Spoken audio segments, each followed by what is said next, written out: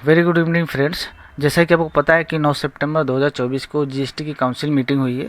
ये 54th GST की council meeting थी, जिसमें कि आरसीएम रिलेटेड बहुत ही ज़्यादा इंपॉर्टेंट आउटकम आए हैं। तो आज की इस वीडियो में आरसीएम रिलेटेड जो मेजर डिसीजन आए उसके बारे में हम लोग डिटेल में डिस्कशन करेंगे।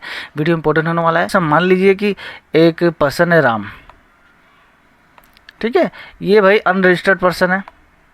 अब ये राम जो है मान लीजिए सप्लाई करता है, सप्लाई ऑफ आपका मान लीजिए स्क्रैप, मेटल स्क्रैप सप्लाई करता है ये। तो बीइंग अनरजिस्टर्ड पर्सन ये सप्लाई करता है, किसको सप्लाई किया भाई? ये सप्लाई किया रजिस्टर्ड पर्सन को, जो ऑलरेडी जीएसटी में रजिस्ट्रेशन लिया हुआ है। अब जो इस केस में जो आरसीएम ये जो टैक्स पेन है, इसमें क्या है, यहाँ तो टैक्स इवेशन हो रहा है, गवर्नमेंट को इसके अगेंस्ट में टैक्स नहीं मिल रहा है, यहाँ पे कोई टैक्स नहीं मिल रहा है। तो अब क्या है, ये यहाँ पे एक टैक्स का लूजफॉल गवर्नमेंट ने नोटिफाई किया है और बोला है कि भाई अगर ऐसा केस आएगा कि जहाँ पे जो सप्लायर है वो अनरजिस्टर्ड है और वो सप्लाई करता है किसी रजिस्टर्ड पर्सन को, उस केस में क्या हो जाएगा, वो भाई आपका वहाँ पे टैक्स पेमेंट करने का, टैक्स जो पेमेंट करने का रिस्पॉन्सिबिलिटी होगा वो रिसिपिएंट के ऊपर चल जाएगा। वो क्या है, इसमें आरसीएम के ऊपर पेमेंट करेगा। आरसीएम पेमेंट करने के बाद उसका आईटीसी जो है अपने जीएसटी 3B में क्लेम कर लेगा। ठीक है, ये वाइस वर्सा है। ठीक है, तो ये रजिस्टर्ड पर्सन से अगर आप माल खरीदते हैं तो इस चीज़ का आपका ध्यान रखना होगा कि उसको आरसीएम आपको दिखाना पड़ेगा, उसको सेल्फ इन्वॉइसिंग करके उसका पेमेंट करना पड़ेगा और उसका आईटीसी लेंगे। उसी के साथ एक और इम्पोर्टेंट उसमें अपडेट आया कि TDS of 2% will be applicable on supply of metal scrap by registered person. अगर रजिस्टर्ड पर्सन, मान लीजिए रजिस्टर्ड पर्सन है, अब ये मैं अनरजिस्टर्ड से माल ले लिया, आरसीएम में पेमेंट किया, आईटीसी ले लिया, अब इसी ये माल लेकर या इसका अपना कोई स्क्रैप है, मान लीजिए अपना कोई स्क्रैप है, अब इसको ये सेल कर रहा है, क्या कर रहा है भाई, सेल कर रहा है स्क्रैप को, तो इस पे जा क्या है 2% का टीडीएस लगेगा। तो supply of scrap bye a registered person attract 2% TDS, ये भी साथ में अपडेट आया है। ठीक है, ये आरसीएम रिलेटेड। तो ये स्क्रैप वैल्यू, स्क्रैप जो मेटल स्क्रैप सेल होता है उस इंडस्ट्री में एक इम्पॉर्टेंट चीज़ है भाई, कि अगर अनरजिस्टर्ड से भाई परचेस करते हो तो आरसीएम देना पड़ेगा आपको, अगर आप स्क्रैप सेल करते हो तो 2% का टीडीएस आपका लगेगा। ठीक है जी, क्लियर हो गया? कोई क्वेश्चन है आप कमेंट कर सकते हैं। दूसरा जो आरसीएम रिलेटेड अपडेट आया है वो भी बहुत ही ज़्यादा इंपॉर्टेंट है, वो आप समझने की कोशिश करिएगा। वो है कमर्शियल प्रॉपर्टीज़ को लेकर। देखिए इसमें हम लोग एग्जांपल लिख लेते हैं। मान लीजिए कि रमेश बाबू जो है, एक क्या है, ये आपका अनरजिस्टर्ड पर्सन है, ये भी जीएसटी में रजिस्टर्ड नहीं है। अब इन्होंने क्या किया भाई, इनके पास प्रॉपर्टी है भाई दो। ठीक है, पहला प्रॉपर्टी है, मान लीजिए कि एक आपका रेसिडेंशियल है, दूसरा प्रॉपर्टी है कमर्शियल है।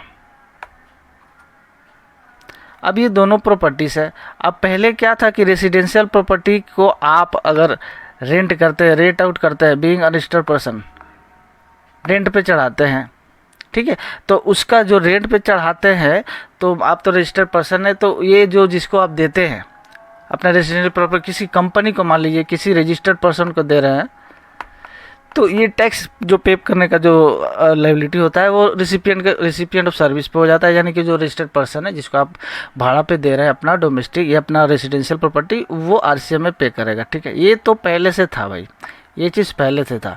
अब इसमें अपडेट क्या है, अपडेट आया ये वाला चीज़ क्या, अगर कमर्शियल प्रॉपर्टी अगर आपके पास है और आप अनरजिस्टर्ड है तो उसमें टैक्स पे करने का, टैक्स पेमेंट का रिस्पॉन्सिबिलिटी है रिसिपिएंट के पास, इसमें भी जाएगा जैसे पहले केस की तरह। लेकिन रेसिपिएंट अब क्या करेगा, अब पहला वाला रेसिडेंशियल प्रॉपर्टी के केस की तरह ये अब इसको आरसीएम में पे करेगा, आरसीएम में इसको ट्रीट करेगा भाई, ये चीज़ को, कमर्शियल प्रॉपर्टी को जो भी रेंट दे, अब आरसीएम में वो ट्रीट करेगा और उस आरसीएम के अगेंस्ट में ये पेमेंट करेगा जीएसटी को, और पेमेंट करने के बाद इसका आईटीसी भाई वो अपने 3B में क्लेम कर लेगा। ठीक है, तो अभी क्या सिनेरियो हो गया कि अनरजिस्टर्ड पर्सन है, अगर सप्लाई करता है चाहे वो उसका कमर्शियल प्रॉपर्टी है। देखिए, to bring renting commercial property by unregistered person to registered person under reverse charge mechanism to prevent revenue leakage. यहाँ पे रेवेन्यू लीकेज गवर्नमेंट को समझ में आया, इसलिए ये अपडेट आया है कि भाई रेसिडेंशियल प्रॉपर्टी के साथ साथ अगर आपका कमर्शियल प्रॉपर्टी भी है तो यानी कि अब क्या है, दोनों केस में रेसिडेंशियल प्रॉपर्टी और कमर्शियल प्रॉपर्टी दोनों के केस में आपको आरसी जो अगर सप्लाई देते हैं, आप रजिस्टर्ड है तो जो रिसिपिएंट है वो रजिस्टर्ड है। अब रजिस्टर को अगर देते हैं तो रजिस्टर्ड पर्सन को अब क्या होगा, टैक्स पे करना पड़ेगा आरसीएम में। उसको आरसीएम ट्रीट करके वो आरसीएम अपने बुक्स में दिखाएगा, उसके अगेंस्ट में वो पेमेंट करेगा और उसका आईटीसी क्लेम करेगा। ठीक है, तो ये प्रॉपर्टी जो है लेट आउट प्रॉपर्टी यानी कमर्शियल प्रॉपर्टी जो है उसका रेंटिंग के ऊपर एक इम्पोर्टेंट अपडेट ये भी आया है। ठीक है, तो ये 2 अपडेट मेजर है आरसीएम को लेकर। ये डे टू डे प्रैक्टिकल अगर आप जीएसटी का काम करते हैं तो आपको ये ध्यान रखना होगा, कंसीडर करके चलिएगा ताकि आने वाले समय में जो है वो गलती ना हो। तो फ्रेंड आई होप ये भी दूसरा वाला पॉइंट भी आपको आरसीएम का जो अपडेट आया है इस काउंसिल मीटिंग में वो भी समझ में आ गया होगा। दोनों पॉइंट के रिलेटेड कोई भी क्वेश्चन आप कमेंट कर सकते हैं। तो इस वीडियो में इतना ही, मिलते हैं किसी और लेटेस्ट वीडियो के साथ। अगर आप पहली बार वीडियो में आ रहे हैं, पहली बार चैनल पे आ रहे हैं तो चैनल को सब्सक्राइब करके बेल को ऑल पे सेट कर लीजिए और वीडियो कहीं से भी अच्छे लगे तो एक लाइक जरूर कर दीजिएगा ताकि हमें मोटिवेशन मिले। चलिए वीडियो को मैं ख़त्म करते हैं, मिलते हैं नेक्स्ट वीडियो, तब तक के लिए thanks for watching, good night.